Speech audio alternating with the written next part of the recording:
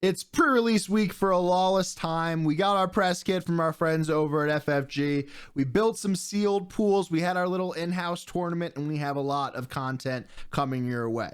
In tonight's video, we're talking about our pre-release strategy. We're going to rank the leaders, and then after that, we're going to go through some of our lessons learned from our event, from how we played and what we played. We'll go through our 4 live sealed pools from myself, Kyle, Sharkey, and Jillian, the Nerd Slayer. After that, in a second video you could watch a little bit later on, we have our little in-house tournament, 3 rounds to the finals. Who won? You'll have to stick around to find out. I'm Jordan from the Colorado Cantina Crew, joined by Kyle and Sharkey. How you guys doing? Another good set, another tradition as we're kicking off in this pre-season vibe where we got our tier list coming, we got our rankings, and then we have another in-house tournament.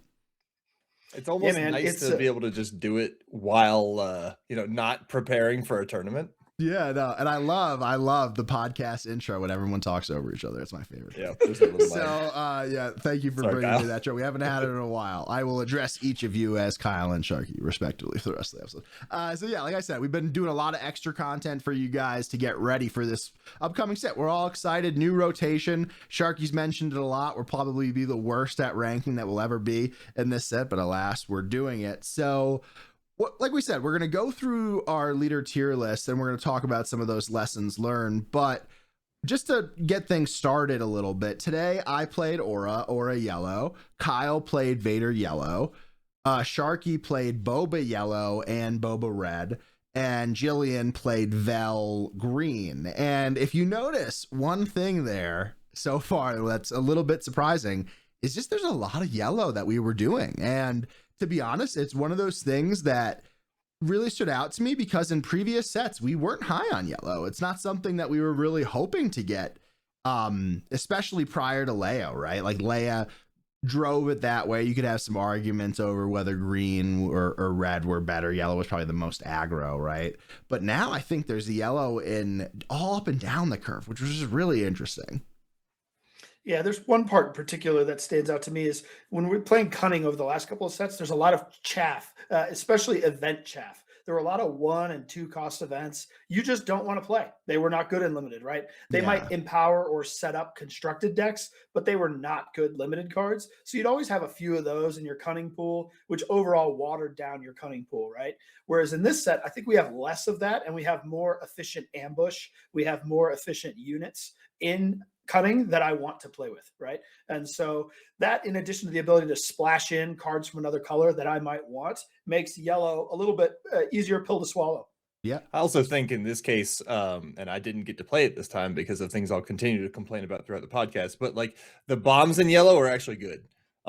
There aren't just like you've got the Rancor, you've got Liberty, you've got quite a few things that I would consider to be really good top end for yellow that frankly previously have always just been kind of extra there, and like, yeah, they're good if you have the color, but not generally what you're searching for. Yeah, so we'll see if this trend continues. It's your first time. It's our first time playing sealed. No one else probably has done it either this set, unless they got the press kit also. So that was just something that stood out in the early going. So just to get started and set the stage, when we're playing limited, it's definitely different than constructed. There's a little bit more variance involved. But to eliminate some of that variance, there's certain types of cards that we're looking for. Basically speaking, we want sentinels, we want ambush units, we want strong statted units, well-statted units that have an immediate board impact. We also want a lot of removal, right? Some exhaust is also very happy here. But Kyle, if you had to chalk it up to one of those things as the most important thing that you're looking for in your sealed builds, what would it be? Yeah, it's things that are going to turn around tempo, and usually that's going to be removal, either with an efficient unit that's going to ambush and get me a positive trade, or an undercosted removal that I paid less than what you paid for that thing, so I can get tempo around the turn. That can also be accomplished with a bounce, right? Yeah. That's why Beguile was so good last set, right? I pay 3 to bounce your thing that costs more than 3, turn the tempo, and then I get the lead. So yeah, usually it's that, it's either units that can accomplish that or effects or spells that can do the same thing. Sharkey? Yeah. I mean, that's typically what you want to look for, I think, across the board first. And then second, it's Stats Their King. Sometimes the most unassuming looking things, because they don't have any keywords on them, are actually some of the strongest ones just because they come out as a 6/6 or whatever, you need to stat stick there. Stats are very good and they're very important, especially certain thresholds that are vary a little bit set to set. But like I think last set with 5 was a pretty important hit point and power threshold that you needed your units to meet. And sometimes just having the big 4/6 on 4 is pretty good because it survives and trades 2 for 1. Yeah. Yeah, that's a good point. There's certain breakpoints that are special in this set that stats are king is going to happen. That's on turn 2. We now have 3 units that cost 3 for a 4/4. A 3-costed 4/4 is pretty much going to kill anything your opponent played turn 1 and survive. And so those are going to be a problem. Yeah, you have to find ways to interrupt that flow, whether it's tempo, like Kyle mentioned, or something else along those lines. That being said, we're still in an area where you want 2 4/2 drops. There's 7 of them in the set. 3 of them have double aspects to them. That's Anakin, Chio, and Vel. Then on the other side, you have BT1, is it, Sharkey? The 2/4 Torture Trin. Then you have Macaulay, 2/4 in Cunning and Villainy. Then you have the standard vanilla 2/4 Wookiee in green, and then Bodhi Rook in the 2/4 that gives himself or somebody else Sentinel on attack in Heroic and Vigilance. So stats are king, and because of that, we've been working on this kind of little matrix here. We're still working on as we get deeper into the set, but we see just how these units stack up with each other on turn 1, whether it's a 3/1, a 2/1, a 1/2 that makes themselves a 2/3 or otherwise. But there really is a wide spread of differently statted units ranging from 1/3s to 1/4s. It really is a diverse field of 2-drops this set. Yeah, I felt like the 2-drops are a little easier to deal with this set with that diverse field. I mean, I felt like, at least in our games between all 4 of us, a lot of our turn 1 plays were relatively weak, and our turn 2 plays seemed to be overpowered, right? So it seemed like turn 1 was, I don't want to say less important, but your turn 1 unit was less impactful on the game, and things really took off turn 3 and 4. Yeah. Yeah, I agree with that. Sorry. No, it's just also like we're not playing Gunji. We're not playing Nina. We're not playing these units that are so devastating to deal with. We're not playing Constructed, where you have to answer the Consular with Obi Virgin's Temple right now. You know what I mean? Like there hasn't been those super high impact units. Maybe we just didn't draw them. Maybe that's Chio. Maybe that's Anakin. Maybe it's even the vanilla Wookiee, right? Well, there's an important stat line missing on your chart. There's no 3/3s. Yeah. None. Yeah. Right? 3/3s are typically one of your best turn 1 plays because they can kill 2/3s without dying, right? They can survive, and they can kill up to most plays outside of the 2/4s. But we've got ways to handle that in this set with either pings or aura finishing it off, that sort of thing. So having no 3/3s on turn 1, I think, is what's made it feel a little underpowered, compared to things that I expected in previous sets. Yeah. Another thing to think about here, Sharky, is that we have 1/4s and 1/3s that aren't actually 1/4s and 1/3s, right? We have things that are 1-drops and 2-drops that add experience tokens and add shields. And while those are interesting abilities, it does kind of dilute the pool of power that you need to set your foundation early in the game. Yeah, I think a lot of the frankly, a lot of the things we have listed here, while ostensibly can be played turn 1, we're really not wanting to play them turn 1. And to go back to Kyle's point about the 3/3s, lack of 3/3s, and a lot of lack of power on turn 1 in general, I was definitely feeling that today. Now, granted, I think that partially is just I was a victim of the pool that I had, right? Sure. I didn't really have a whole lot in the way of 2-drops in the first place, but I also didn't get any of the really good ones, which at this point I think are just the 2/4s because they survived for so long.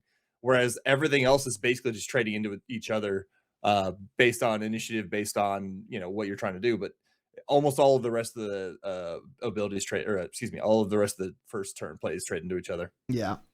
Another thing that I want to call out here, Kyle, is that the space field is really weak on 2, right? Yep. Is it fair to say that the 2 strongest units are the the Alliance X-Wing, the Snub Fighter, and then probably the Black Sun Patroller to the 2/2 Shielded here Spacecrafty?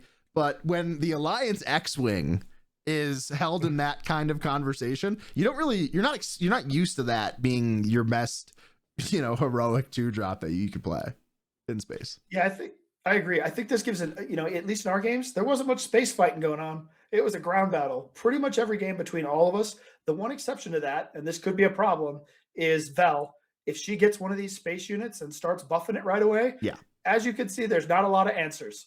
There's not a lot of counterplay right now. Vel's going to be giving you credits, and maybe you could try to race by getting bigger stuff onto the ground. But if Vel just starts beefing up a ship in space early, since there's not many, we're going to run away with things. Yeah.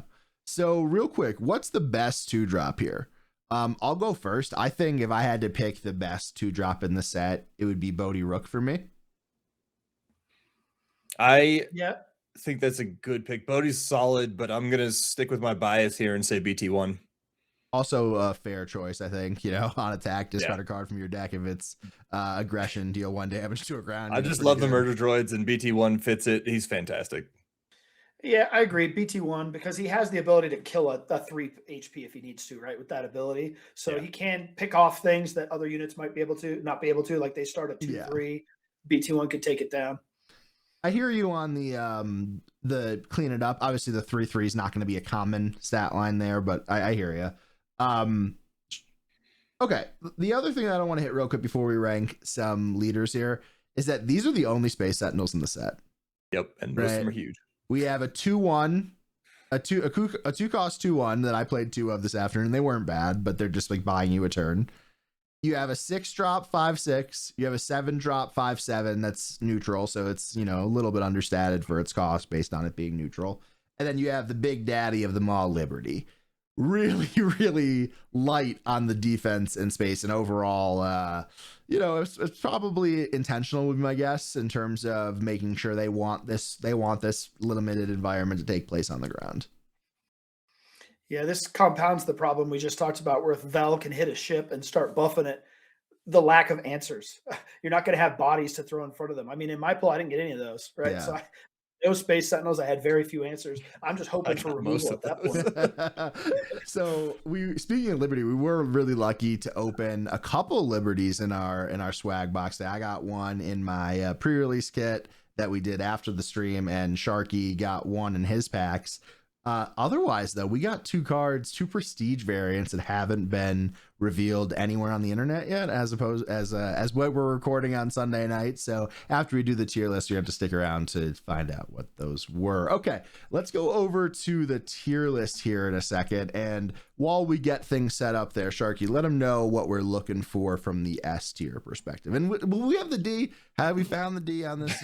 I don't think we found it yet. Somebody go buy the ball. We'll figure it out. So yeah, typically with the leaders in limited, what you're looking for are things that make trading efficiently very hard to do, or conversely help make trades that normally wouldn't happen. So an example of a way to do that is with experience tokens, or a way to do extra damage through a ping, through a defeat something with X amount of health left, stuff like that. Those are really the leaders that tend to shine, because they're the easiest, I think, to make a pool that works out of that. So that's where I would start if you have never played limited before. Yeah, I think that's a fair way to put it. I guess to said in another perspective is that this is going to be the deck that you're going to see at a majority of the top tables. You're going to see, especially in like a large sector or regional qualifier event, as you're getting to round 6, 7, 8, 9. These are going to be the vast makeup of the pool. It's going to be something that derives value. It's going to be something that plays a little unfairly. It's probably going to be a common as well, based on the availability of you having access to that card. Kyle, anything else you want to add there on S? Yeah, I was just kind of thinking, it's 3 things that historically, it's either a leader that can buff, a leader that has some form of pseudo removal or way to kill or ping things potentially, or body, right? Yeah. And I guess the exception to that is Han, things that can cheat resources. We'll just put Han's in his own category, but sure, he's gone. And then A is just slightly worse than that. If you've played this set, think Slime More, right? Think the lower end of Yularen and Jabba pools at some point.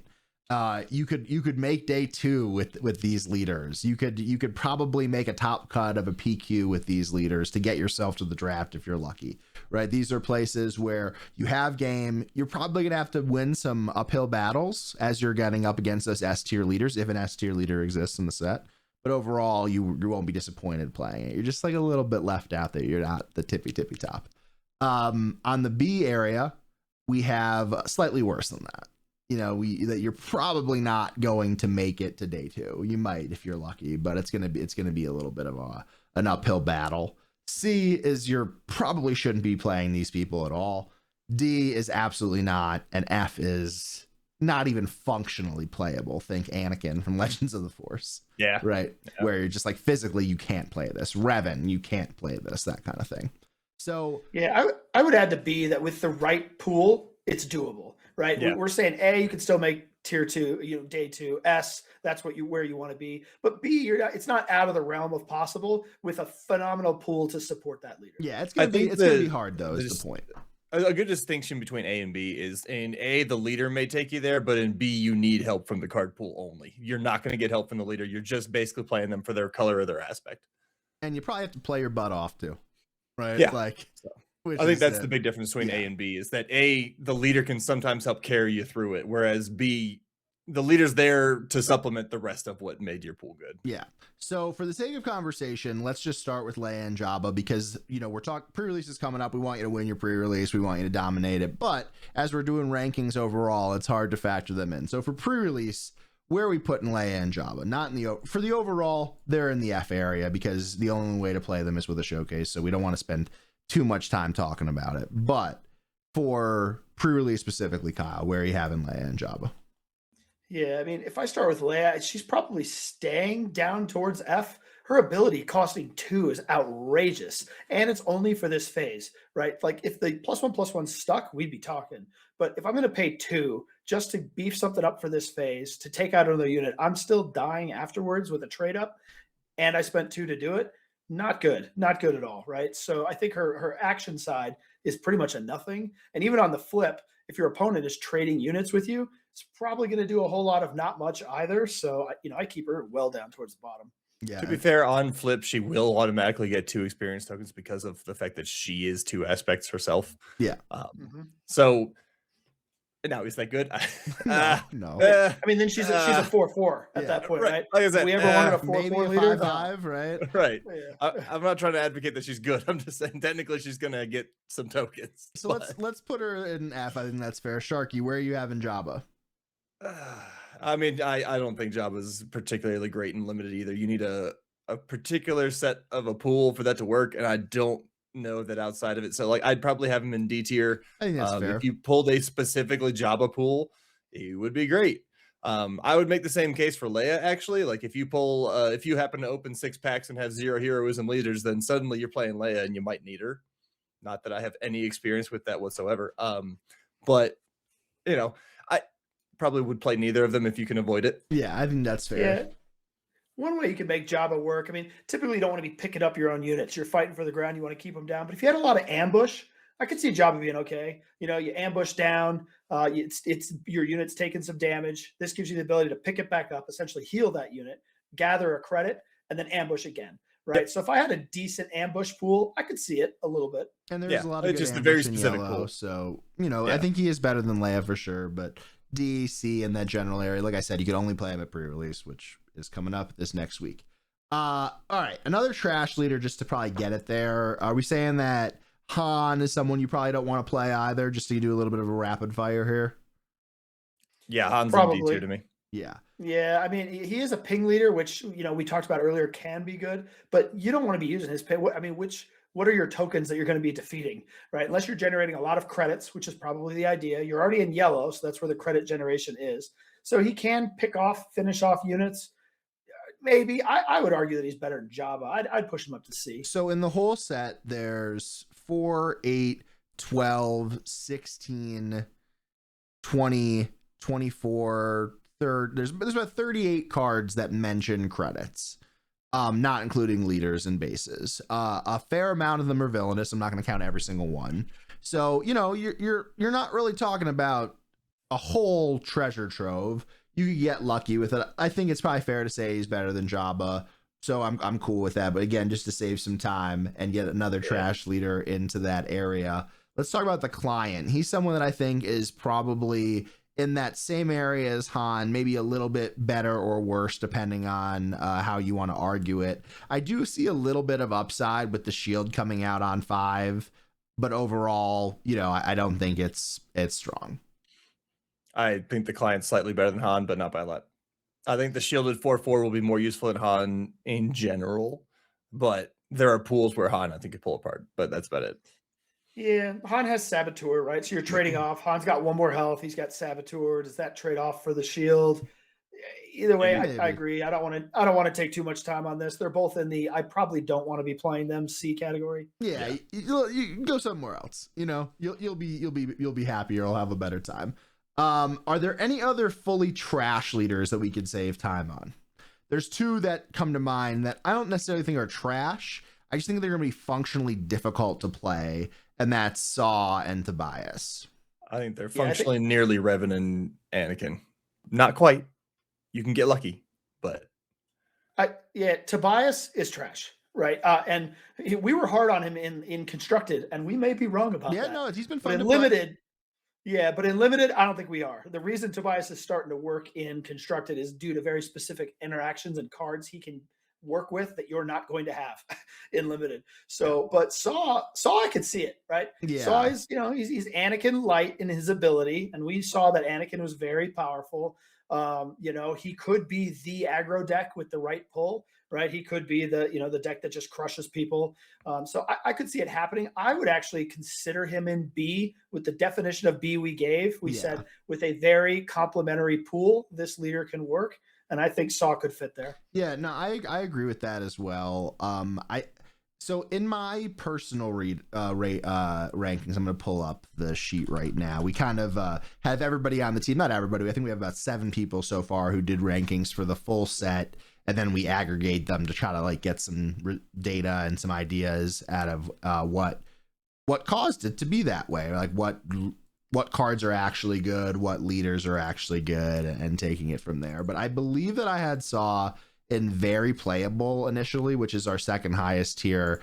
But then after, no, I do have him in very playable, but I think that the problem is that his pool is going to be really rare, and then he is rare, right? Yeah. So it's the 2 I think the things, highs of Saw are crazy. It's the 2 things on top of each other that keep him in the lower end of B for me, still really up there if you do it, but I think it's going to be hard for that Venn diagram to intersect of I have the cards I need to make this work and I draw Saw because he's a rare. I think I can see a world that exists that he's even an A tier if you hit that perfect Venn diagram, but I think it's just going to be a hard one a hard needle to thread. Is that too conservative, Sharkey?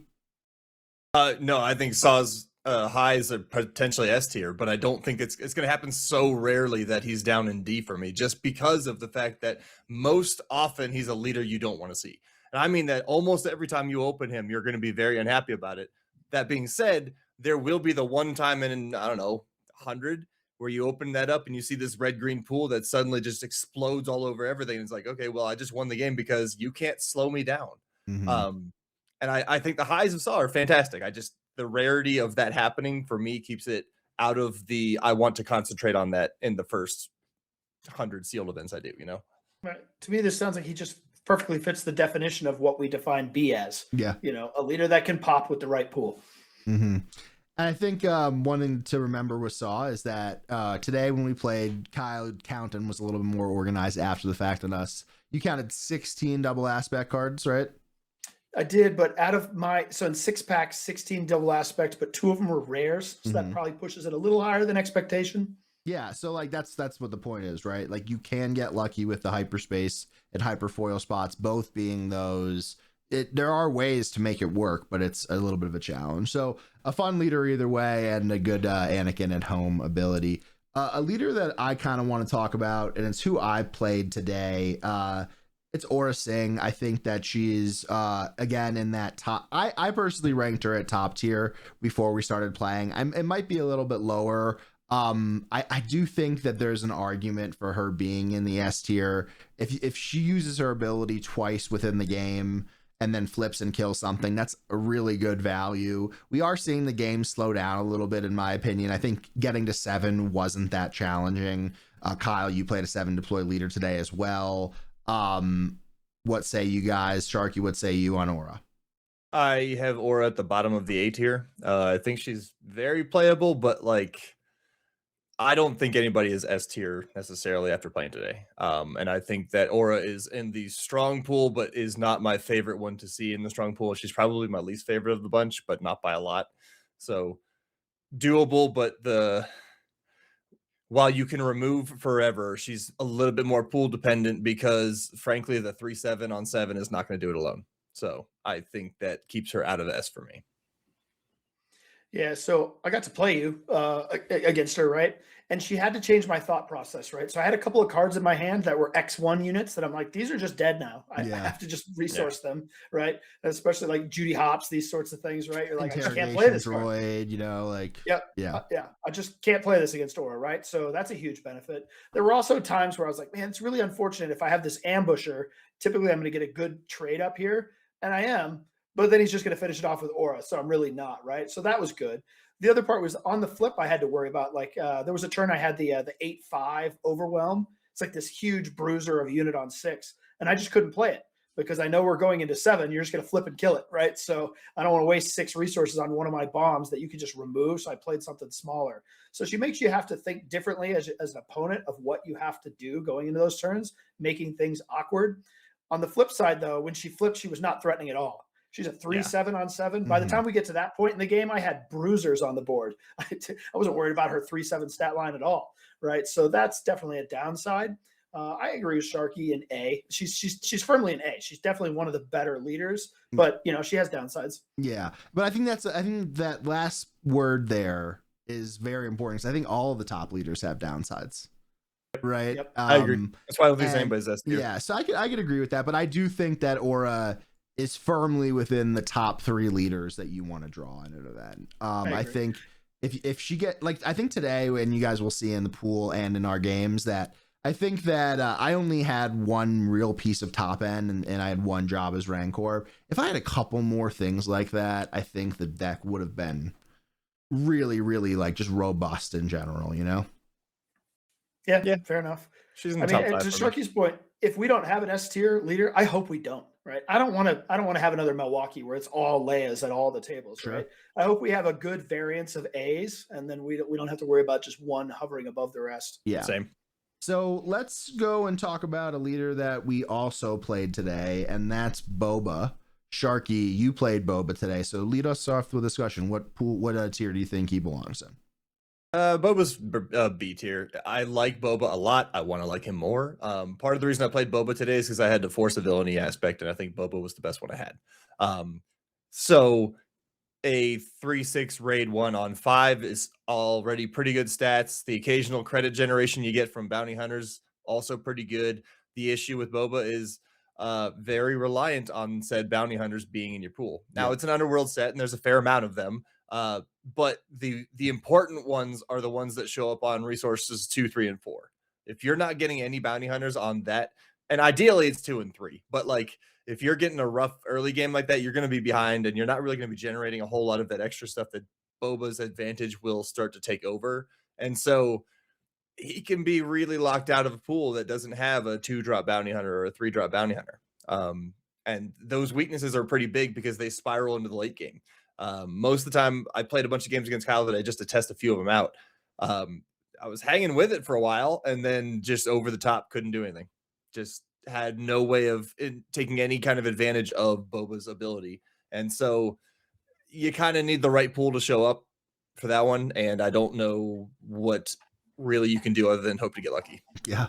I mean, you had the credit generation, and there was one game where you used it effectively. You spent 3 credits that you had kind of built up to play like a giant thing. Yeah, unfortunately, I was like, I had removal. Yeah, I was like, cool. I'll kill that. Yeah, you know. So no, but I think your points are well taken, and he really does fit in that pool, that B category of the pool can make this work. I think you could probably have a fine day playing them, but a little bit in that lower tier. The pool is bounty hunters. And sorry, one more point real quick, because I really thought about playing Boba too. And the thing that threw me off was all of the good bounty hunters I had were in yellow and red. And then I had to like sit down and look and go, but Boba's green. Yeah. Yeah. It was kind of frustrating. I remember thinking to myself, if Boba was red, my deck would be so good. Right? Yeah. And so it feels like he's in the wrong aspect, but we'll see how it plays out. Yeah. We have the next leader to talk about, and that's Sebulba. Sebulba is an aggressive leader. Sharky, you opened it today. The way that I look at it is that, again, it could be pool specific, but you're a little bit vulnerable at a 2-5 here coming out. You don't have a lot of the interaction that you're guaranteed to need with Sebulba to get benefit from the discard, to ready things and do stuff like that. I think I would put it the lower end of B. I think I would rather play Boba than Sebulba. Kyle, what say you? Yeah, you've hinted on it a little bit here. And I feel like with this set, perhaps limited is slowing down a little bit. Sebulba is obviously an aggro leader. And, we mentioned the 2-drops at the top. There's not a lot of good aggressive 2-drops. We're falling back into 2-4s. We're falling back into kind of less aggressive starts and then less aggressive mid game. And all these leaders that are kind of wanting to push us towards later in the game. So I don't know that there's a good aggro deck in limited available at the moment. And if it's supposed to be Sebulba, you better be getting like his Podracer and stuff to pair with him to make it happen. And I like him in B for that reason, because we're talking pool dependence. Yeah. I'm skeptical of it. I actually think he's C tier. And the reason I think that is that if you look back at the last couple sets, all of the 4-flip leaders have a lot of issues in limited.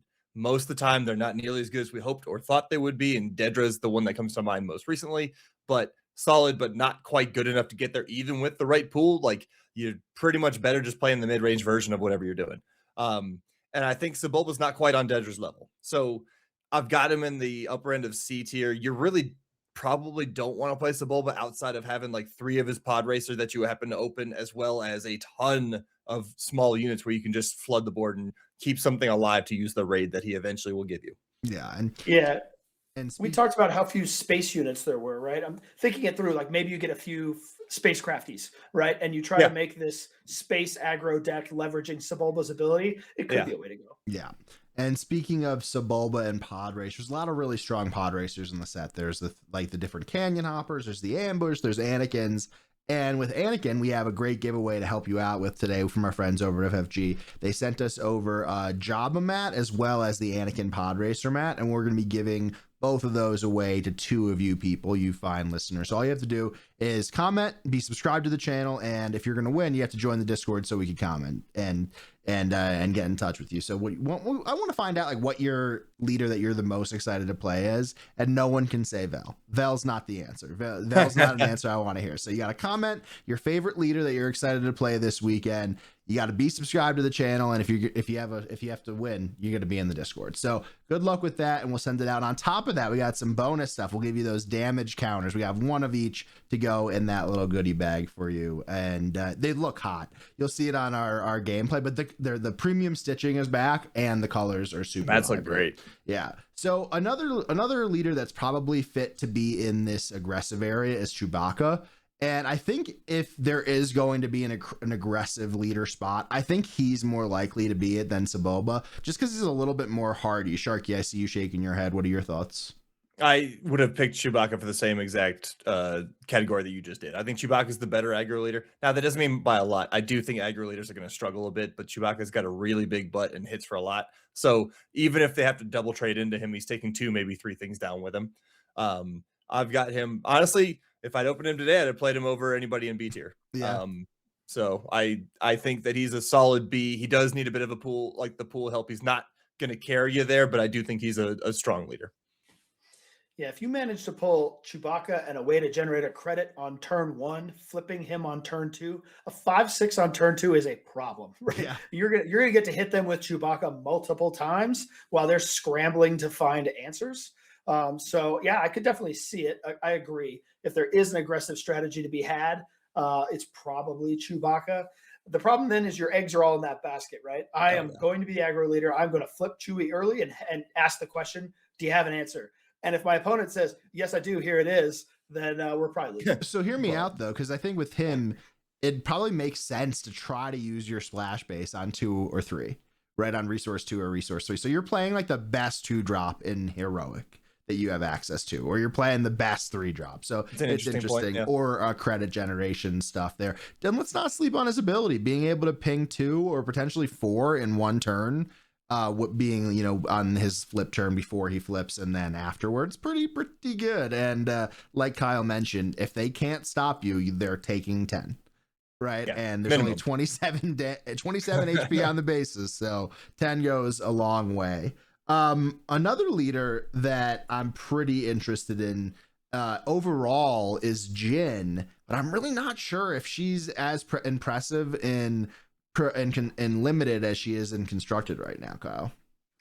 Yeah, you know I'm in love with Jin. This is the showcase I want. She's one of my favorite characters. I'm loving her in constructed. In limited, I don't think it's happening. Her body's a little understated. Her ability is probably not going to happen very often. Your density of rebels are uncontrolled. You're not going to have they exist. They're out there. You're going to get some, but you know you're not going to get it as much as you like. You don't always want to be spending one to draw a card in limited. You're more focused on board control, taking things over than trying to fill your hand.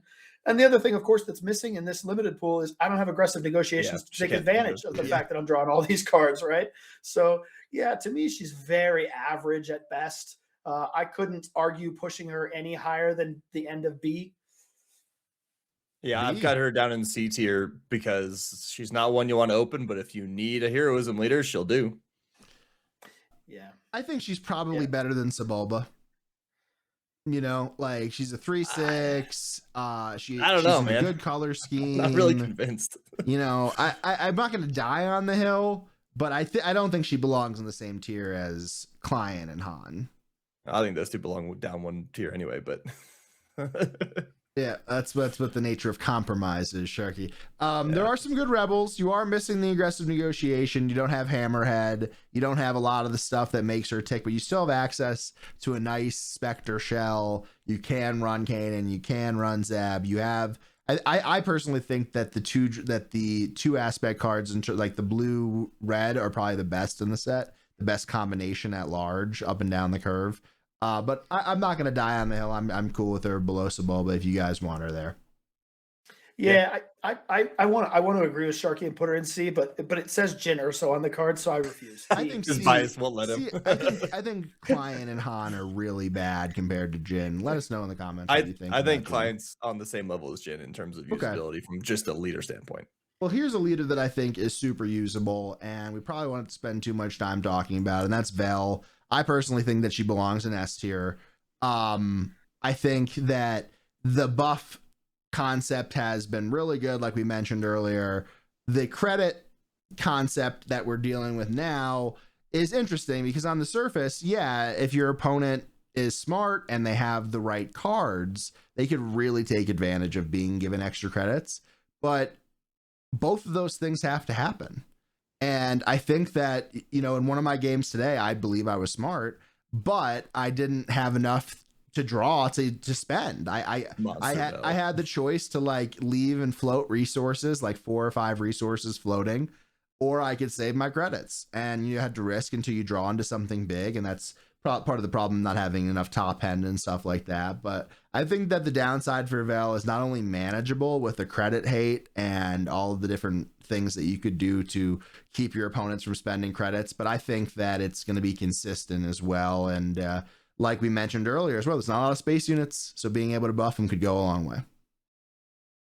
Yeah, she's an A leader for sure. Any of these buff leaders are A leaders. She works similar to Leia. You're essentially playing behind curve. With Leia, you had to use one to spend her ability, so you play under curve to do it, or weave it in. You had the option, to be fair. And in this case, you're playing on curve, but giving your opponents credits, so you're behind their curve, right, as you're giving them credits. So it's similar in that way. You know, to your point, though, it could be saved up, right? And so you could be playing more behind curve. So there's 2 things to keep in mind here. I would put her in A, and then I would say she can earn her way up to S when you get the right amount of credit hate to offset the advantage you're giving your opponent. So there's definitely S builds of her where you have that sort of capability. The other thing is you need to keep in mind, you probably want removal. So that way, if they do save up credits and try to punish you, fortunately you're in blue, so you're going to have the right color to do it. And they save up, they try to punish you, and then you just remove whatever they did, right? So I agree. I'm not convinced S. If there was a leader we were going to put in S, it would be her. I'd probably put her at the top of A and then kind of put an Eratisk saying she can get into S when she gets the right builds. Yeah, unfortunately, we don't have an I don't know what you called it, but an asterisk Sure. Next to Words are hard. Yeah, next to or here we don't have that sort of back end functionality. But I do want to stress that we all believe that she is the number one leader to play, and that's why I think having her in an area higher that and in a higher tier, whether she's meta defining in the same way that Leia was, I still believe that we all think that she's ahead above everybody else. So I would agree. She is, in my opinion, the best leader, and she's probably the only one I would consider for S. But because of the way she works, I don't think she's quite as S compared to everybody else like Leia was, if that makes sense. She's not going to be, I don't think, as dominant as Leia. That doesn't mean she won't be powerful. That doesn't mean she won't be at least every, but I don't know if she'll be 30% of the top of the total and 80% of the top tables. I think it'll be somewhere more reasonable among the roughly 3 leaders we're going to have in A tier. And I think she's at the top of the A, but I do think that the other leaders are at least closer to being competitive with the top leader that we have. Yeah. Kyle, if you had to recommend one leader to play this weekend, it's Vel, right?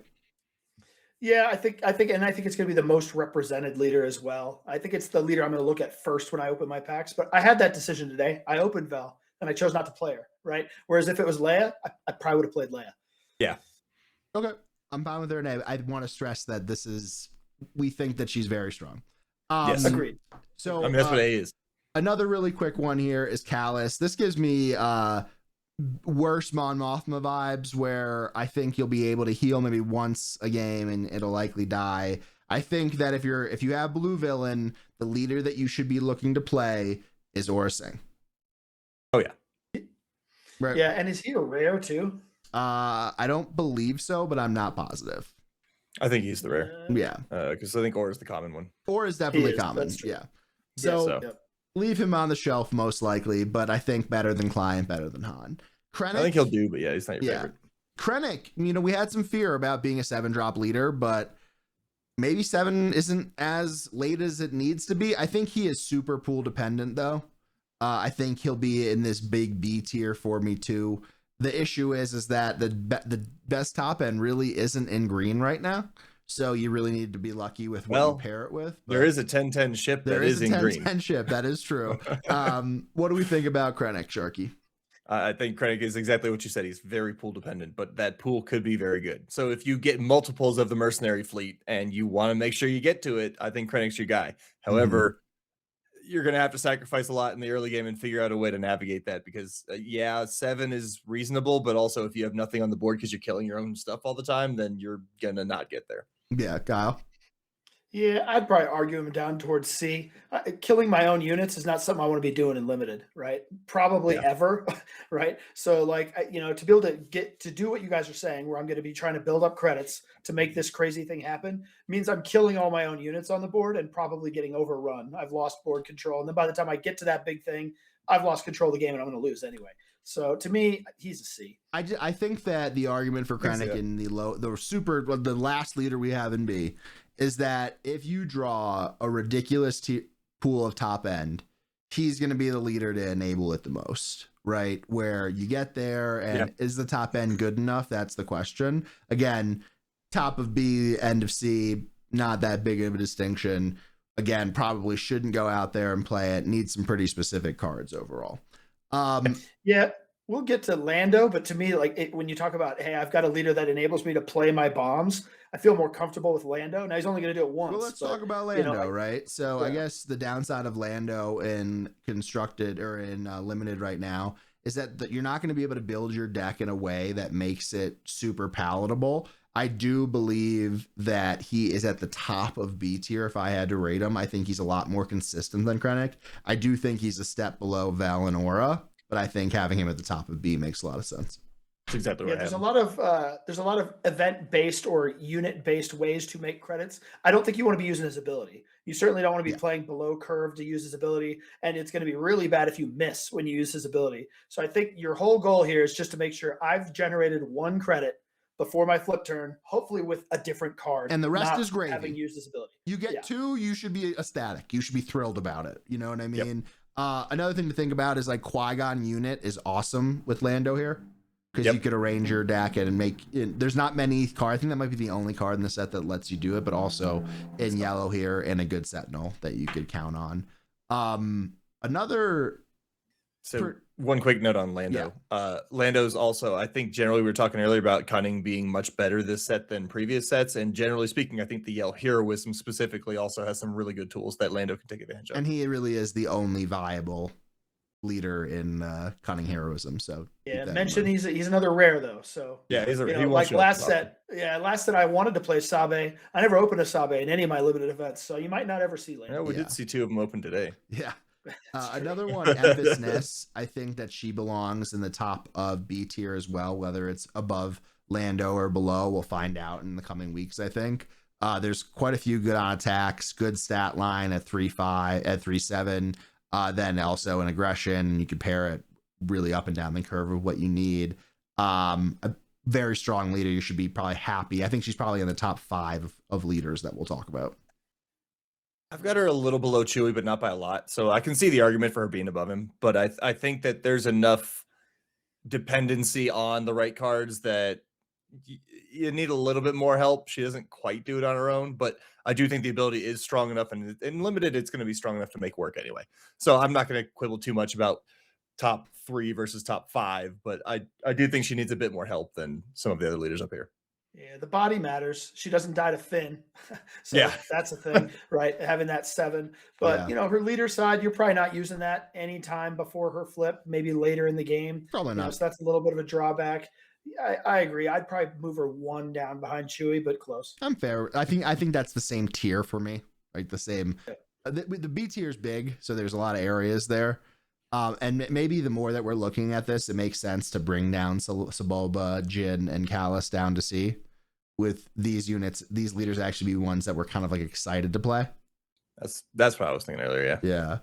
Another leader that I think is pretty solid, and that's Hera. I think Hera would go a little bit above Boba, maybe above Saw, depending on how strong Saw's pool is.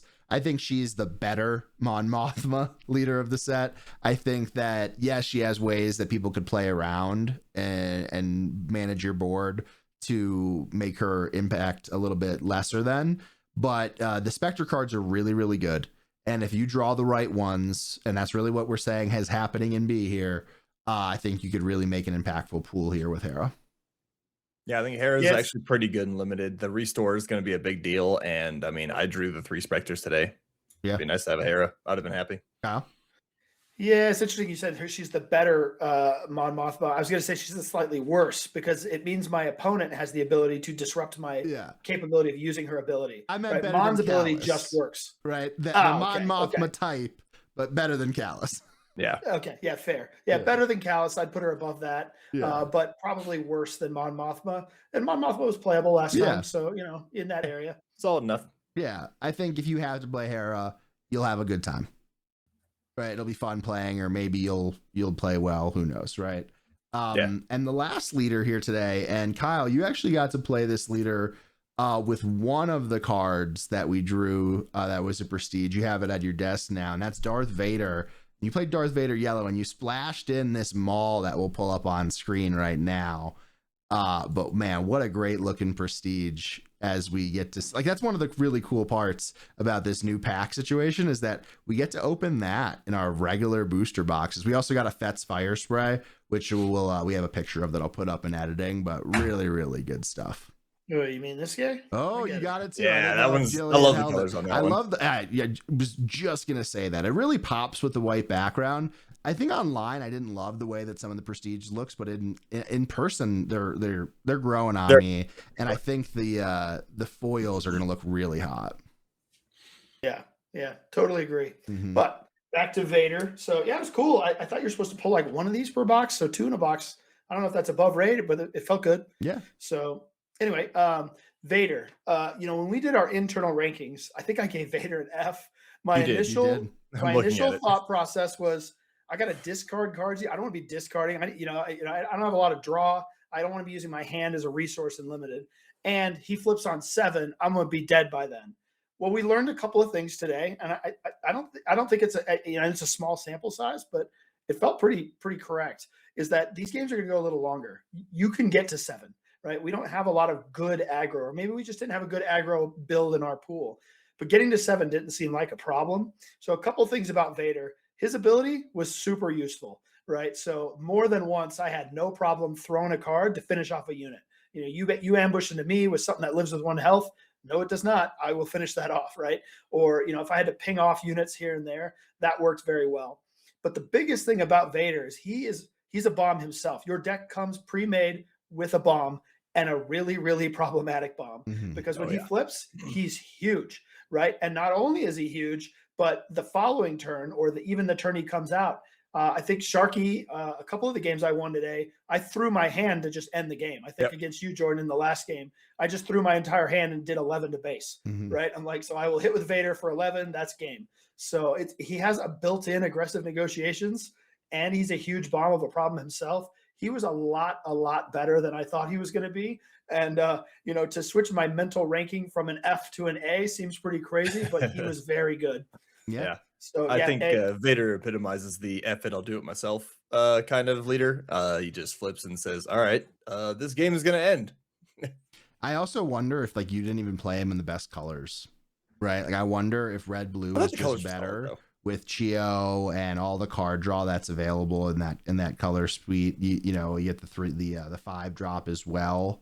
Who knows if you want to lean more into that aggressive negotiation on a stick style or not, but Vader definitely impressed me as well. I had him as playable. Our overall rankings had him, I think, a little bit above playable, which probably is going to be wrong. Yeah, so we were very spread on this one. Everyone either had him as very playable or trash. We had a lot of people playing him as trash, 5 people rating him as trash. And I'm going to make the point that I had him as my 3rd best leader, and he remains now as the 3rd best leader for me. Yeah, so. we won't mention any of the other data there. No, that's fine. I got that one right. Yeah, that's cool, right? But this is what we have for this leader tier list. I think it's a little bit more of a diverse set. I still think you have 3 top leaders here in Vel, Aura, and Vader. I think you have some upward mobility with people like Saw on that super, super crazy build if you open it correctly. Same with Lando, maybe same with Enfys. We'll see how that goes, but good luck at your pre-releases. What you'll see coming up next is 4 sealed pool builds, going through our thought process and how we got there, seeing what we opened, how we organized our cards for double aspects. And then after that, we have another video coming out, I think later today or the next day, of our gameplay. It really depends on how much editing I could get done. So I'll try to get on my high horse and get some stuff done. But excited for pre-release. Go have some fun. Go over to premiergames.store, get some credit tokens. Maybe Marshall could get it out to you by pre-release. No promises. But enjoy the sealed pools and good luck this weekend. All right, we got Jordan's build here. I think he's going to be the first build of the day. And pack 1's going fast here. So I don't know if Jordan mentioned earlier, but we did speed up the video a little bit here. So as we're talking it through, and right away, he's got one of my favorite cards. He's got Judy Hopps. Got the rabbit.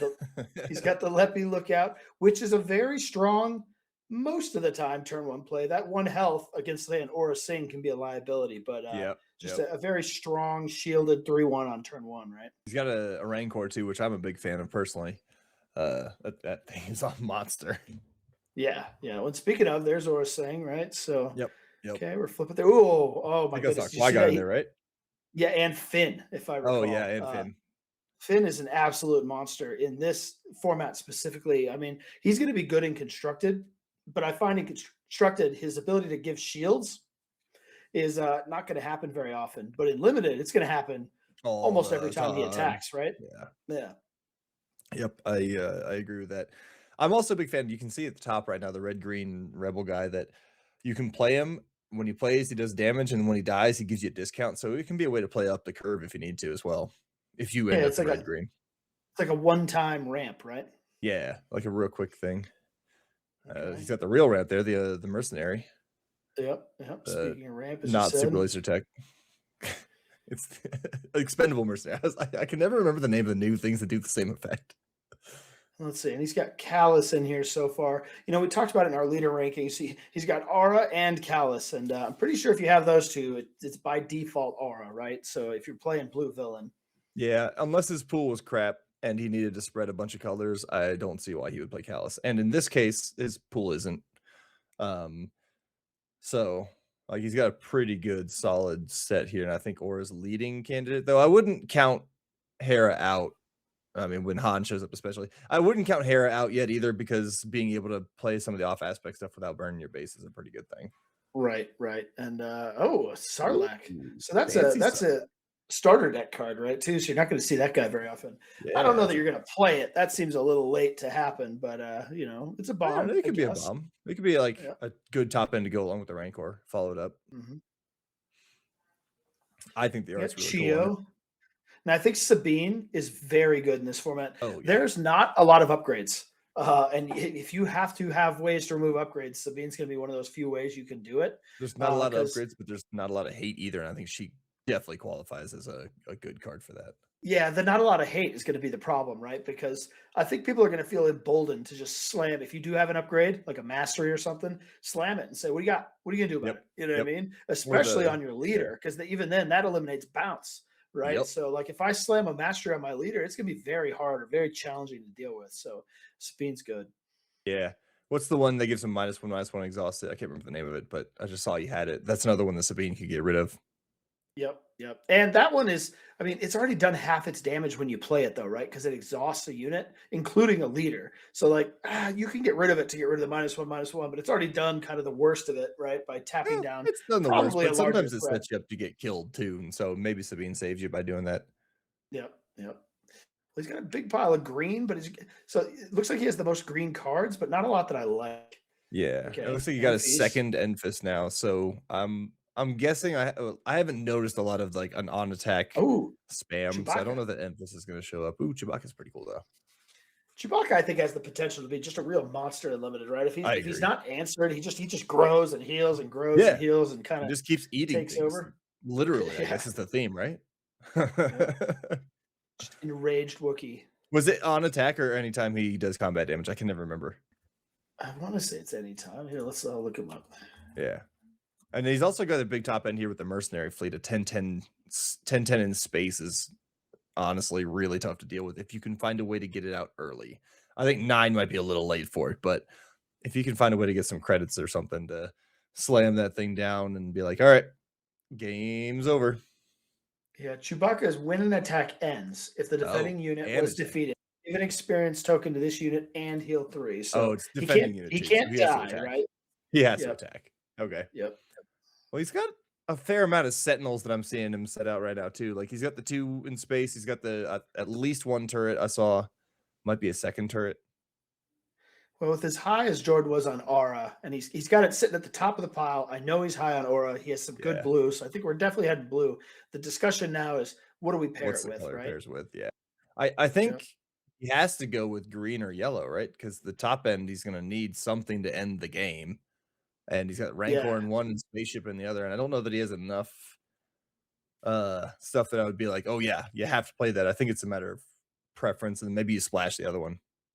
Yeah, he's kind of light in bombs overall, right? Like his leader. The problem with going with Aura is that she's a 3/7, so she's not that threatening herself, right? Right. And so she's also setting you up to play a late game. So I'm playing with a body of a leader that's not that impressive for the time it flips. I'm trying to play a game that's getting me to the end of to the late game. He better have bombs to close out these games. And outside of the Rancor, what's he got, right? Like. Yeah, I'm honestly not seeing it, though. He does have some good green removal, so maybe he pairs it with green. Like Haymaker's a really good card. Yeah, Haymaker's good. I see him running out of gas, maybe. Yeah, I can see that, man. Some of these are pretty nice. Yeah, it's hard to like green or yellow. I think are the ones I would lean right now, and I would probably lean yellow because of Finn and Rancor. Finn's good. I mean, you can splash Finn, right? If you're playing Aura, you're at least splashing Finn if you don't go yellow for sure. I was saying, are you splashing Finn or are you going to splash green? I guess is really the question I think we're answering here. He's got to take some time to figure it out, but I think those are both valid. But I think raw number wise, he has more big bombs in green, but effectiveness in the upper middle curve is yellow. Well, so how much if he goes with green, he's gonna have he's still got his Leppy Lookout sitting there. So let's say he does go yellow. he seems to be lacking on 2-drops. So I guess the thought process there is that if I have to splash early, I guess I have to splash early. Yeah.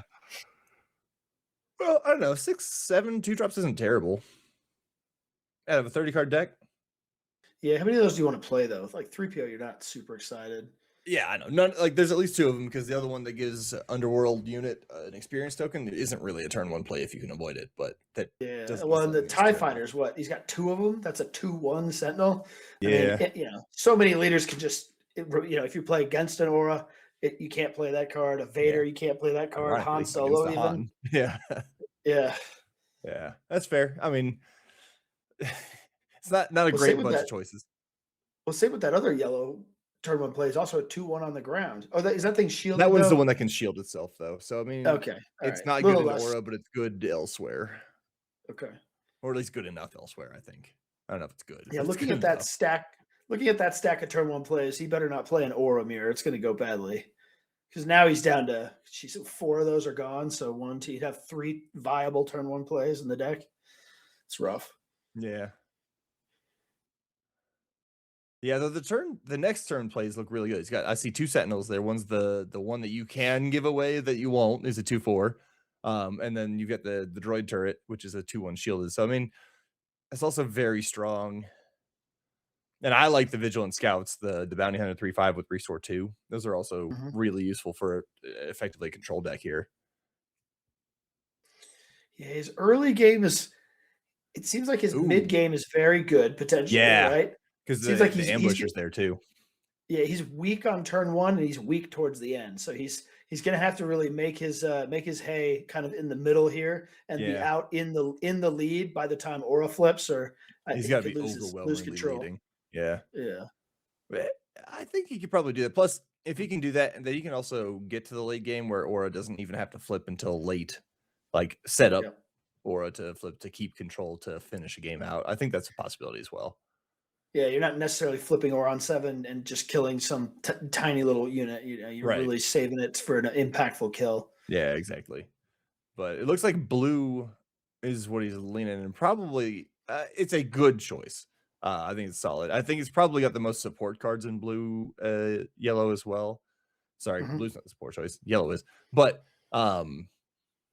yeah, the top end worries me. I would probably include at least a couple of the bigger bombs in the greenish colors that he had, like the Sarlacc there. There's the Sarlacc. And the mercenary fleet.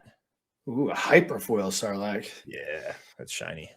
Yeah, so we're looking at it. Looks like the core of his deck is built now. He's considering his splash cards. Now the ramp guys, I guess, if he needs to get to 7, the ramp guys make sense. That helps him get to his leader flip faster. But they also don't do a lot for the board, Right. Like they might get you there, but what are you ramping to? I guess you can ramp to the Sarlacc and ramp to the Rancor. I like it. I think it's solid. It's gonna definitely get to turn 7. Now it's just a matter of whether he can get over the hump there. I mean, those the guys he's got also in the 5-drop 4/6 great guys can do a lot of work, I would feel too. Yeah, I don't hate his 4, 5, 6s here, but it's really turn 1, turn 2, and then not a lot. If he has to resource even one of his bombs, his end game doesn't exist. Yeah, that's true.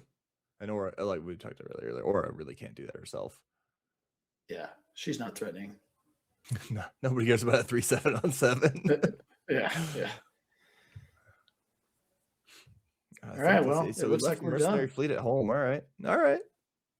That's fair. I mean, at some point you figure you're burning the base by the time you get there anyway, so I can see that. All right. Well, and he might end up having to use his splash base a decent amount early just to get keep control of things. Yep. So it makes sense. All right. Well, on to the next one. All right, Kyle's here for his sealed build. I just built my Aura yellow. I'm here with Kyle and Sharkey and Jillian. We got an Enfys Nest to start, some pretty good removal.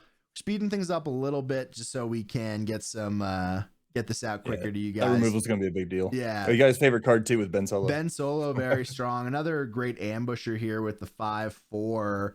Nice little hyperspace too, right, Jillian? Yeah, it's a gorgeous card. Yeah, these double aspect hyperspace look awesome too because they're like shaded. a little bit differently. So then we get Boba opened up. So two like if he decent runs leaders to Boba, start. that red green grit Sentinel actually might be a good Boba card there too. Ooh, Haymaker's also really good. Yeah, you got the brute 4/3 Sentinel with Saboteur, really And a strong target tagger. unit. Yeah, Ooh, the target tagger, and we get really the good. Prestige Maul. Woo! Oh, Hot. gorgeous. Oh, okay, I want that one. I'm kind of mad that he got it. Yeah. And then I also really like this 3/6. I think it's Belut. How do you pronounce it? Balin. So I said it very wrong. We got Aura, one of the leaders I think is really strong. What you're noticing too is you see a lot less of the heroic and villainy tiles here. Like really not a lot of good of those in this set. Yeah, there's a lot of good neutrals and a lot of double aspects there, Yeah. but Cinta's a pretty good card too if you can find a way to play it. That's a great pack. Oh, the Shadow of Stallion Prime, another Ambusher, and the Rancor. That kind of really pushes you towards yellow. And then Vader coming in. Ooh. I think Kyle thinks he's not playing Vader. Yeah, based on him turning to the side. Yeah. He's gonna give Jordan a run for his money, so it'll be Aura versus Aura. Yeah, that'd be good. Oh, that sounds another horrible. brute. You see, that's what I mean with that hyperspace shading, where one side is and then Ezra. So it's really Ezra. strong pool here to start, and then the 3 cost 000. 4/4 really strong. And Fear and Dead Men. I mean, at this point, you have to go with it, right? That's a cool card. I love the art on Fear and Dead Men. Yeah, so he's going into his 5th pack. Another Boba. He's got a decent bounty hunter pool here. He might actually. He's got the 4/4 on attack draw card too. He's got a lot of those dual color cards there on the left, right? That's Is a that big everything stack, that he's yeah. And another with a and another. It's a bounty hunter too. We were trying to predict earlier, at like when we were trying to do some fake drafts, how many you could count on getting to try to see if you could play Tobias or Saw. It looks like a pretty big stash there. And Vel as the last leader, so a lot of options here. You know, we all kind of think that Vel is the strongest. Ooh, Han Solo too. Yes, a Han and a Vel deck would be dumb. Yeah, that's pretty. Oh, and a mastery. So, but does he have the right bend of cards to make that work? I don't know. Yeah. And then the 3/3 Sentinel is probably the best heroic card in the set right now, and like, or maybe the Ambush Podracer. You mean just heroic, right? Yeah, no just heroic. Yeah, I'm just talking about the past sets, comparing them. So looks like we're down to Vel, Aura, and Boba.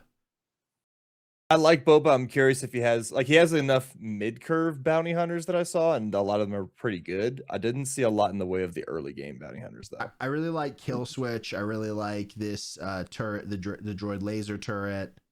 Yeah, the turret's really good.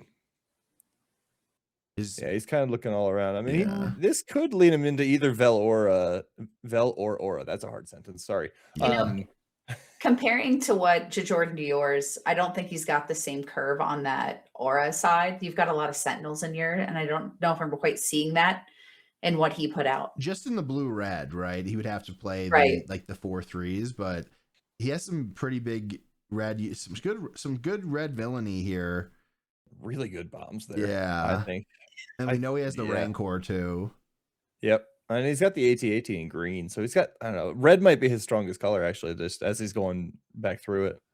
Haymaker is worst thing. Off aspect. Are you guys feeling like the Rancor is one of your top bombs right now that you're liking, that you're seeing from him?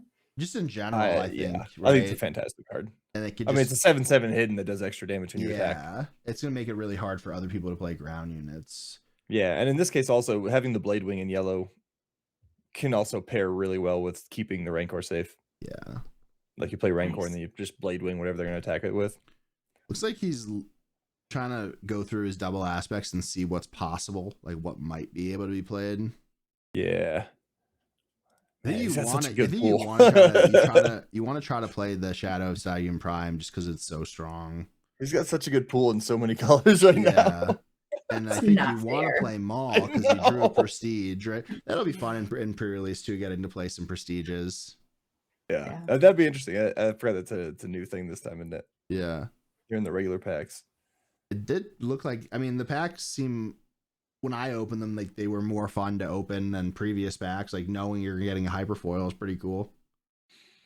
Yeah, and you don't have to deal with just the foils that nobody really wants that are probably already curled. So. Oh, come on. Everybody wants those Pringles. I'm I mean, I'm taking massive steps against it. I got a humidor. I'm loading cards up. There won't be a single curve in my house. I also got. I wish I was kidding. I am not. There's kidding. no house of cards in this house. Yeah, no. So I think that he opened a lot of double aspect cards. I think that he opened more than me just by looking. I'm trying to get a quick count. But I think he opened significantly more than I did, and it makes sense though because Asajj is hyperspace. One of the brutes was hyperspace. Ohana is hyperspace. Is it Ohana or Ohona? It's Hona. Oh, Is the Stygian Prime also? No, that's regular. No, okay. That's regular. And he also regular. got the Prestige, which is another double color. So I think that this kind of shows you what the high end of double aspects are, and even with that, I don't know if Tobias or Saw would be able to make it work. Yeah, it's tough. Your comment earlier about the lack of villainy / heroism though might swing it to something they can do. I'm sure there's I'm sure that's intentional design. Yeah. Is he actually considering Vader right now? Looks like Wait a minute. I know he talked a lot of crap about Vader. Oh, no, it's back. You put it away. Did you guys get a count on his legendaries as he was pulling them there? I think just them all, right? I think it's just them all. I think just he might have gotten one more, but I'm only remembering Ben Solo, so 2. Okay. Oh, right, yeah. So he only got one. It wasn't that he got one playable legendary. Yeah. Technically, he can play Ben Solo. He's just probably lost the game. If he, it's probably over already because it's going to cost him what 10, 11, right? Is he a 9 cost? Is he a 9? Okay, I couldn't remember if he was 8 or 9. Yeah. Hey, he could make some credits and get it out sooner. Okay, he's pulling the Vader back. Vader's back. Ooh, I think it's because of how good red is versus his green. And he's got like 3 or 4 2-drops. Yeah, he's actually got a playable red. I mean, that's a really good red pull, actually. I think he's going to go red yellow Vader.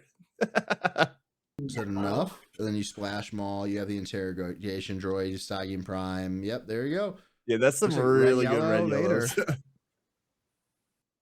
I think he throws a couple more double aspects. Oh, and the Rancor over there, the Nile Marauder stuff. Yeah, the new not as good Nile Marauder. His name's not. It's a little frustrating because he could easily have built, I think, a blue-green Vel and had at least as good of a deck as what he's got right now. Because I mean, even just Han Solo himself with Vel would be dumb. Yeah, I'm surprised we weren't leaning more into blue-red here. Yeah, that's what we talked about previously when we were discussing the leaders on the drive down. Was Vel's going to be really good this set for this? So I still agree, but. Why is he relaying it out? Didn't he just lay it out? I think he did it just to get an idea, and he's double checking how many things he can go off aspect for the splash base. Just showing off his cards. You definitely have to think about the splash base stuff, right? You need to say, in a perfect world, I'm playing this one, but just because you want to play something in a perfect world doesn't mean that you're always going to get that perfect world. Right. So, I mean, he's probably thinking about how many he wants to actually keep in the deck. How many do you want to try to have in there to count on? I guess if he's playing Vader, he can always just pitch the other ones and still get an effect out of it. Yeah, that's a great point, right? You want to be careful with your hand, obviously. Especially, that's part of the reason why I was more drawn to the blue-red is because then you could, refill your hand a little bit. Right. Looks like he's trying to splash Mastery, Maul, and Lost and Forgotten, which are 3 very splashable cards. I always forget the name of Lost and Forgotten. I keep calling it Fancy Vanquish. It's a good name for it. Oh, he also has the Power of the Dark Side shuttle. The oh yeah, that would have been really good in my Aura pool. Yeah, I'm pretty sure, or not pretty sure. I'm very happy that you didn't get that. I got a lot of removal. See, he's looking at the same thing that I was thinking about here with he's got Baylor there. Yeah, I think if you're not doing a huge card draw strategy, that Hona is probably just better. Yeah, Raid 2 Restore 2 is huge. It's Restore 2, right? Not just 1. Yeah, it's Raid 2 Restore 2. Yeah, that's a really good stat block. All right. Well, now we can make fun of him for playing a leader. Looks like the build there, right? I mean, you have some removal, you have some bounce, you have that's a rock invader is awesome and just awesome in general. Yeah, I mean, one thing we talked about that was also really good is that 8/5 overwhelm that he's got there that I can't remember the name of. Yeah, and we got to see I don't think we've seen Maul released, so that's pretty cool as well. So Kyle on Vader Yellow. Let's do it. All right, Sharky's here with his build. First pack, first leader, the client, off to a great start. Oh, yeah. I'm sure it'll get better from here, right? It has to. But his cards aren't so bad so far. Yeah. That the yellow ambusher he just opened, right? He's got some pod racers already. We like those. He's got the 4/5 ambusher on 5 is pretty good too. Kill switch too. I think that's going to be a great card to exhaust and maybe kill something, but just great stuff. I really like this Canyon front runner. Another not so great leader here with Krennic. Love that 4/6 vigilance villainy. That's the vigilant range troopers, I think. Just awesome cards for the vortex range troopers. Yep. And go back to kill switch, it can tap down leaders, right? Yeah, just huge. We were talking about leaders, later deploy leaders being a thing potentially in this set. If you can wait for them to flip and then just tap it down, it's pretty good. Yeah.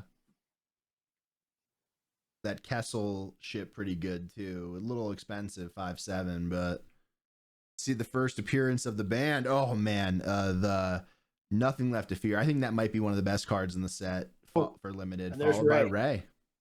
Yeah, a bomb, right? A does nothing when played bomb, but can you even remove Ray in limited? Like, what are you gonna do about this? You just have to trade your whole like 5 units. Everything into it, basically. Yeah. And then you get Aura Sing, another one of those Kessel ships. Okay. Well, we're building up here a little bit. A lot of green, a couple spacecrafties. Some green, pretty yellows, good double aspect too. Yeah. Well, okay, so he's got Aura Sing, right? I don't like his blue outside of his events, right? His events are good, but his units are a little weak. Okay, Vader, 4/4 draw card in blue. That's pretty solid. 4/7 for 8 isn't terrible. It's a when played ability. It's a little expensive, but it's his second Black Sun Patroller and the trooper. So maybe he sides into like an Aura here with some of the removal, and then he's got a lot of the blue events, right? So the blue events are looking good, but the blue units are looking thin. Terrible. Okay, Boba. So is that 5 packs with? He doesn't have a heroism leader, so this is getting made for him, right? I also really love this 5/5 Sentinel here. I think it's the Nightwind Guards. Just villainy vanilla Sentinel, very strong. Yeah, just solid, right? Tantive, Kanan and Liberty. That's a great pack. Oh my god. Well, but he still has no heroism leader, right? Yeah. So his heroism pool is 5. Oh, is that Sebulba? How many leaders is that? 6. That's all of them. Yeah, and he's showing us, right?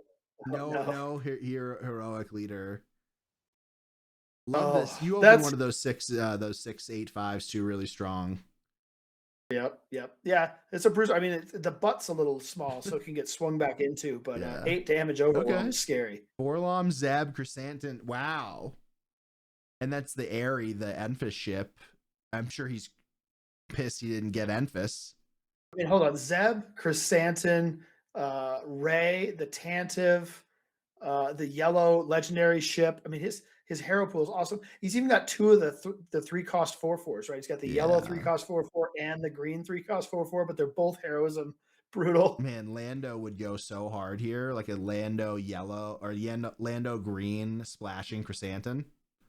Oh my goodness, yeah, because he's got all the bombs, right? So when Lando flips, you get the 3 credits, and he'll have just a myriad of bombs. But it's not going to happen because we have no heroism leader. So what do you do now, right? I guess you're sitting at a sector qualifier. This happens to you, and you got to just scoop up all those heroism cards, be sad, and then make this work, right? I think you probably just have to say what are my strongest cards that I can play, and then try to force fit a leader. Just because none of the leaders that you have are going to be that strong to like make that big of a difference. You're really at a deficit here. You have to try to look to find some hidden synergies. Like I see a couple space units here that might be a little aggressive for him to get started, but it's a tough pool to be the second annual sealed tournament at Jordan's house for pre-release is not as high stakes as the regionals and sectors. So I would be upset if I open this pool though. Yeah, well, he's looking right at Boba, kind of just dismissing Aura and Vader. Maybe he saw a lot of bounty hunters. He's thinking, I got a lot of bounty hunter synergy, and the word bounty hunter's got to be in his head right now if he's going straight for Boba. Yeah, and I mean he's got Heisinger, he's got Forlom, so you could go like what Boba, Man, you want to be able to play Chrysanthemum. Yeah, Chrysanthemum could be a splash. So if you just go yellow or red, you can still have him, right? Chrysanthemum's a strong card. It's Yeah. one of his bigger villainy cards, so he definitely needs to be able to Ugh. include it. You really want to be playing that nothing left to lose too. So he's in a little bit of That's a also predicament. is that the Houndstooth? That guy's Yeah. blue. You know, the removal card is blue. He's got a lot of blue removal. I feel like I'd be leaning towards blue. I'd Oh, probably be looking at wow. Aura Singh. He's got 2 kill switches too. Yeah, yeah. This is feeling Aura Singy to me, but he doesn't have Aura Singh out there at all. He's kind of focused on the green and the yellow. He's got the blue sitting over there, right? So I guess he's considering pairing blue with Boba. He's got the Vigilant Scouts, this like the 3/5 with Restore 2. That's really strong. You know, I'm not sure we're displaying it in order here, but you did build your deck in order as we were doing this. Maybe he's ignoring Aura just so we're not playing the same leaders. Yeah, I don't think he likes Aura as part of it too. Okay. I know he likes Aura the character, but you know, he doesn't like the control style. Even though Aura, like, you're probably even playing more mid range and limited anyway, right? I do like how he has these 2 Black Sun Patrols plus like the pod racers and stuff. I wonder if you could do some sort of Boba or Chrysanthemum deck, or excuse me, Boba or Aura deck that lets you play Chrysanthemum as well as some of the removal. Yeah, this is the same challenge I had when I was building, right? Because I started with Boba and I thought I got a lot of bounty hunters. Boba's the guy. And then I realized like all my bounty hunters and all my good stuff was in yellow, red, and Boba's green. And I just couldn't make it work, right? And I ended up switching over to, Vader.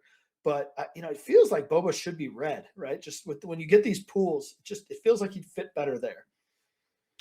Looks like he's narrowing in on Boba and going towards yellow, maybe. And then I assume you're splashing Chrysanthemum. Man, another card that would make this pool really great is the Rancor, right? Like, if you have Chrysanthemum and the Rancor, that's a pretty nice top end, I think. Yeah, unfortunately, all of his top end's sitting over there in that unplayable heroism pile right now. Yeah, and just while we does some organizing here, this Anakin mat is sweet. I really like. I feel like the past couple sets they've been making these mats so vibrant. Yeah, I think we said we're going to give it away. We can go back on that, right? I can have it. Is that what you said? Yeah, you could have the black one that FFG sent us. We got this 5/4 ambusher too.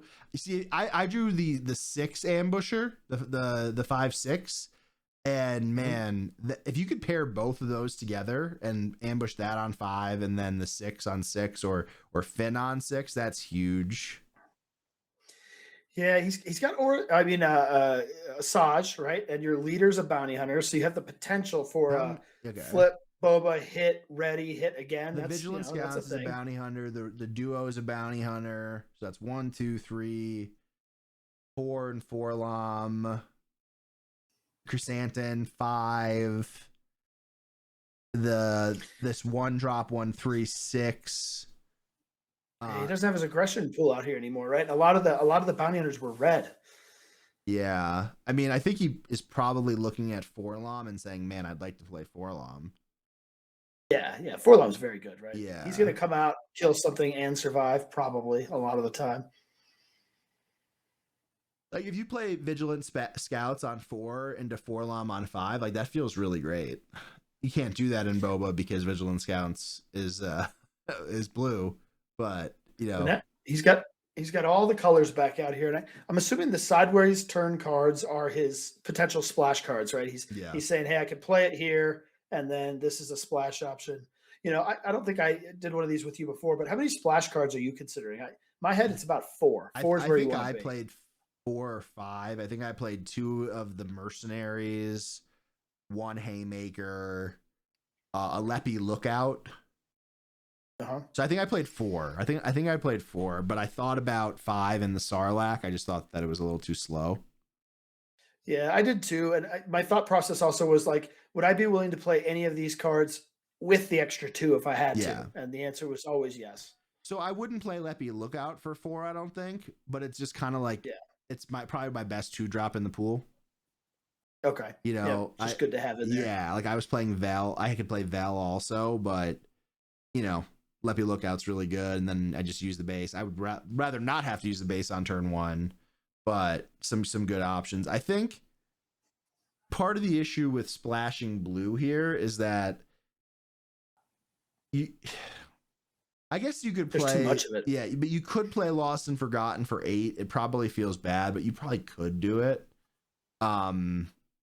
Mastery you could play for 5 for sure. 6 is probably not. Nothing Left to Fear, I think, is one of the best cards in the set, so I probably would play that for 7. Yeah, with Nothing Left to Fear, you ended up hitting me with that one. And I didn't realize you could go cross arena. Yeah. My original thought. There's another man, I can't remember what it was. There's another one that only hits in the same arena. That's like Haymaker. +1/+1. Yeah. Haymaker that has to be in the 4. same arena. Yeah. Yep. Okay. And that actually gets an experience token also. So Okay, like nice. you know, still pretty like it not as strong as +2, but it stays.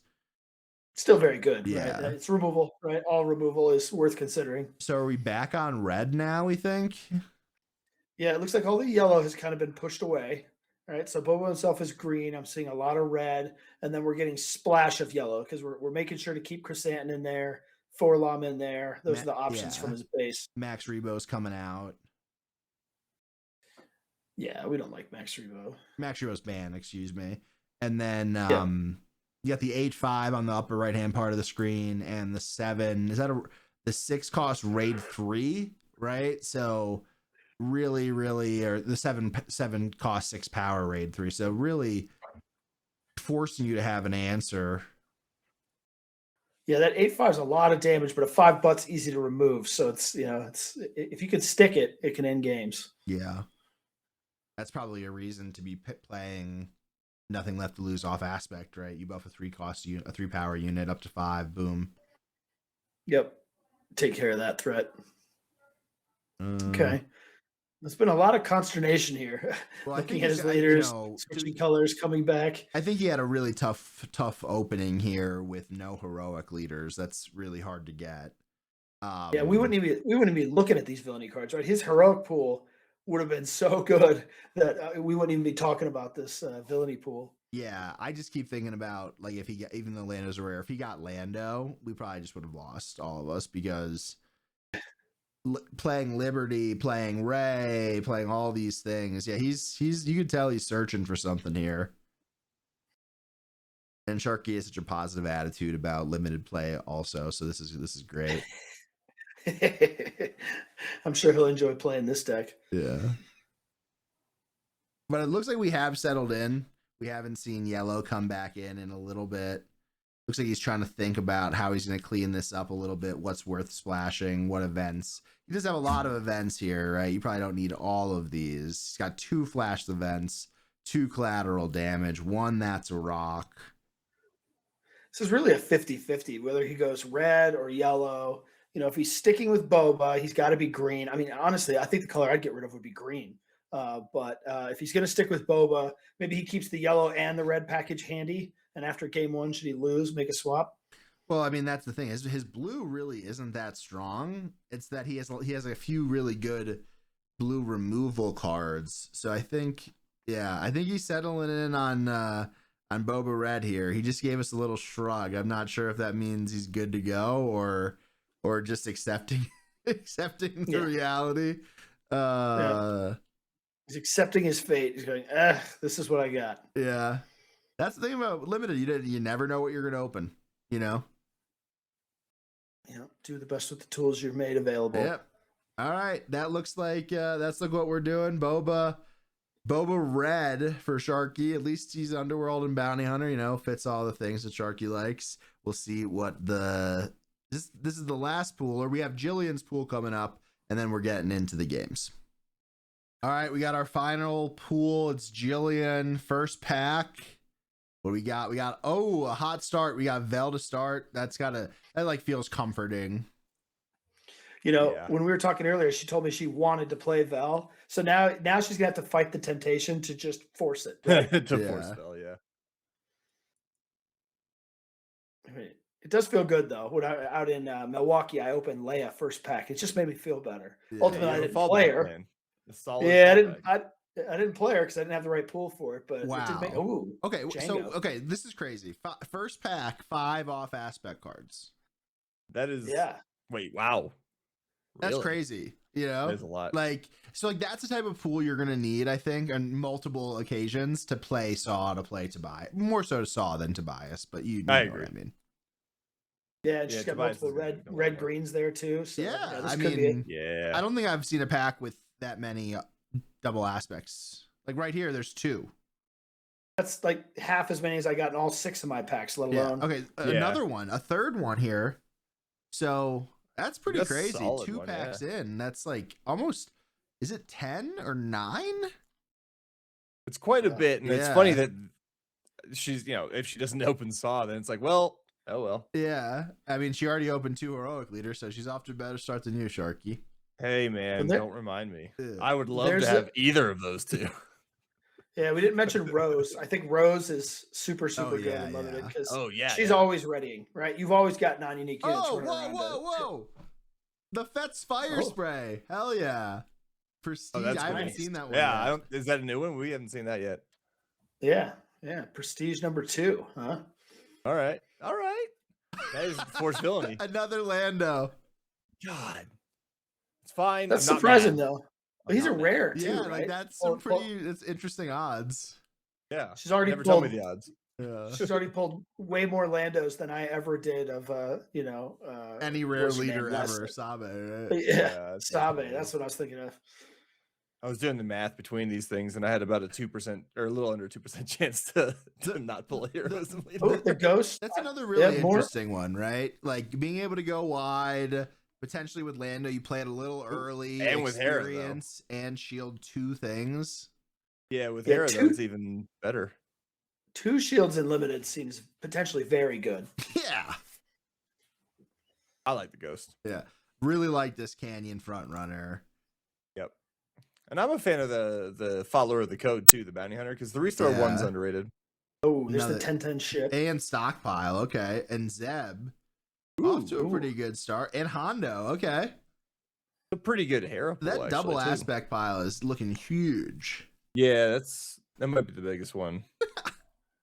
Well, and I think overall we ranked when we were ranking all of our cards. I think for the most part, one of the takeaways we had is just like, dude, all the double aspect cards are pretty good, Yeah. right? So if you have a huge pile of them, it's like, how Yeah. many of them can I make work? So on our ranking sheet, they're just the first ones number wise in the set. So like you have the first like 100 or so. And I just was like, high ranking, high, good.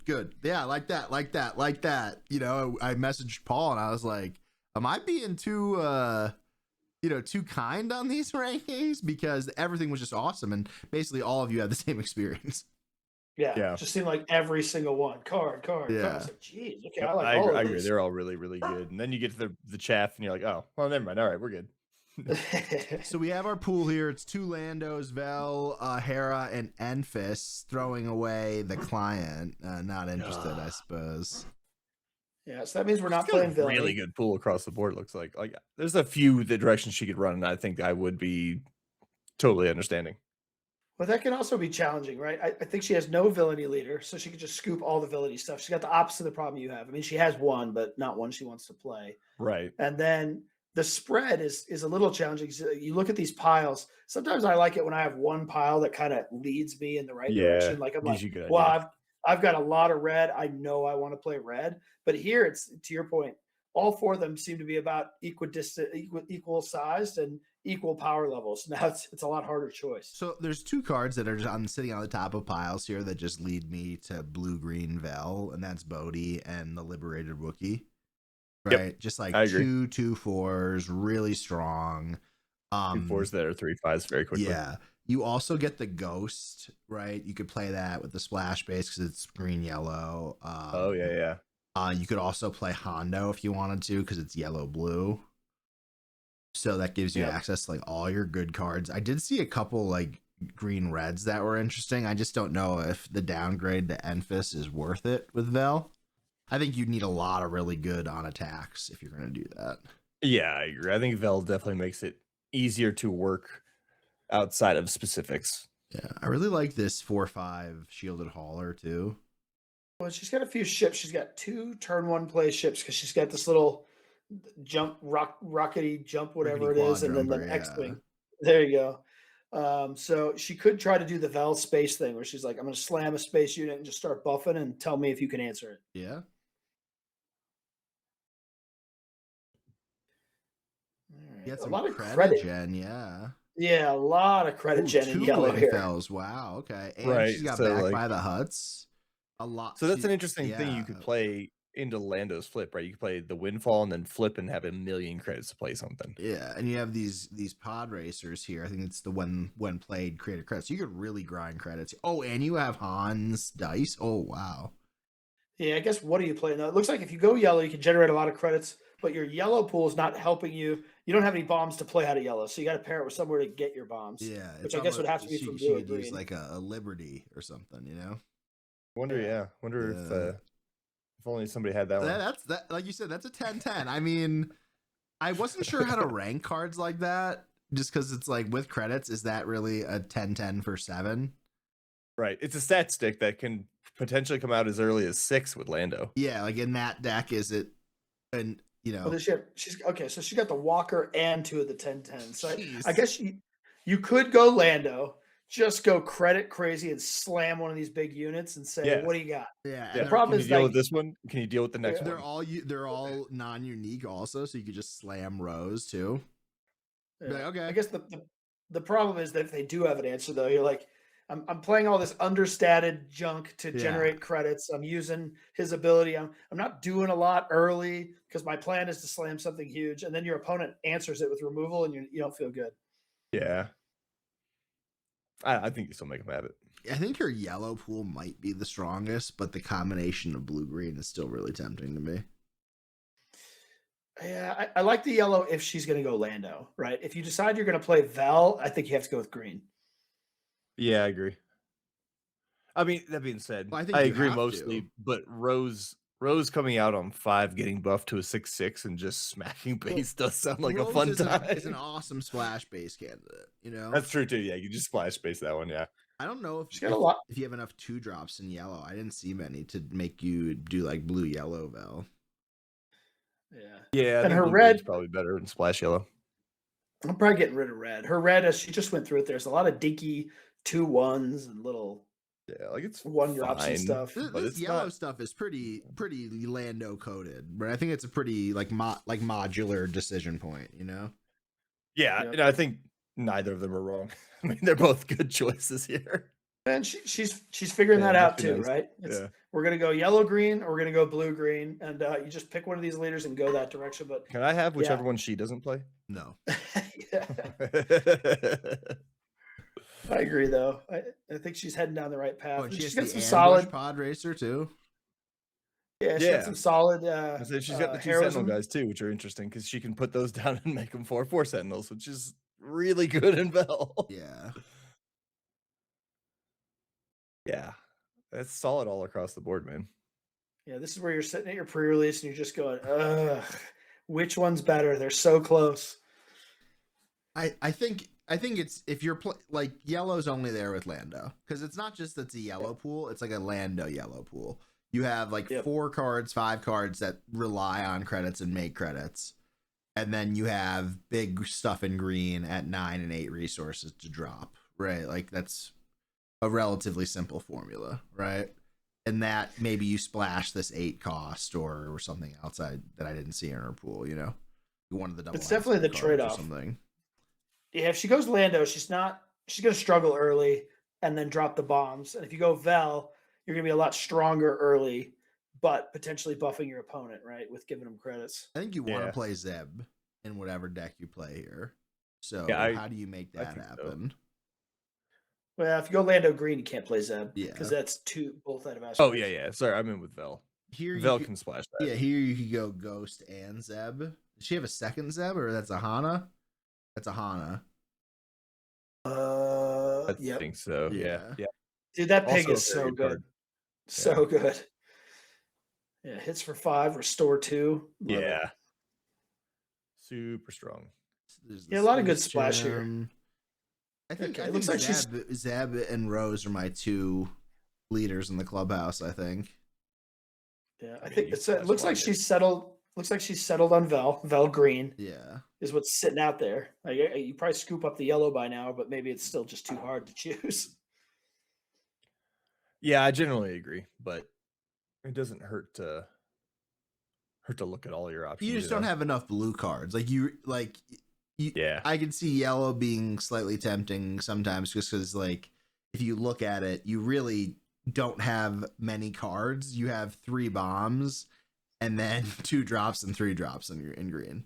So it's that's where your bombs are, but you also don't have great units all up and down the curve in any color. Yeah, her blue events aren't too terrible. She's got a mastery. She's got an Yeah. upgrade. She's got a tap down. I don't hate it. I think you can make an argument that the yellow is the most cohesive color that she has. That thing is what it's trying to do in terms of just generate credits. It's probably really good at generating credits. Yeah, I agree. I just don't know if that's what Vel wants to be doing. Yeah. I don't know. There's an argument that could be made for it, I think, but I'd have to think about it more.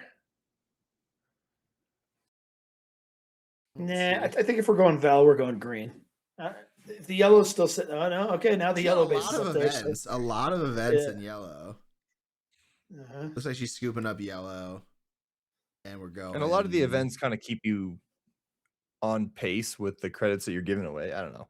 I know it's a bit gimmicky, but and she's splashing. Well, she can't splash Broken Horn, I don't think. Well, she can. She just have to pay a lot extra for it. Yeah. It wouldn't be good.